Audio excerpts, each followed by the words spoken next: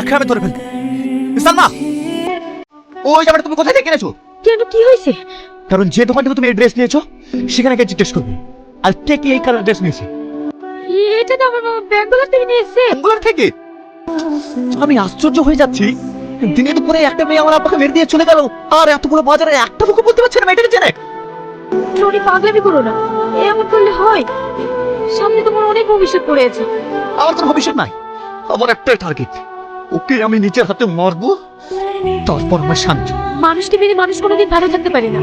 মানুষ মেরে তোমাকেও তো জেলে যেতে হবে। হ্যাঁ যাবো, যে বাবা আমাকে এত ভালোবাসতো তার জন্য আমি জেলে যেতে পারবো না? তুমি যদি জেলে যাও আমার কি হবে? ও মাত্র 3 মাস, তারপর জেল থেকে বেরিয়ে তোমাকে বিয়ে করে নতুন করে জীবন শুরু করবো। সালমা, তুমি তো আমাকে অনেক ভালোবাসো, আমার আব্বা পুরীকে তুমি খুঁজে বের করে দাও না, আমার বুকের মধ্যে আগুন জ্বলছে সালমা, আমার রক্ত টক টক করে উঠছে, তুমি খুঁজে দাও না সালমা, খুঁজে দাও।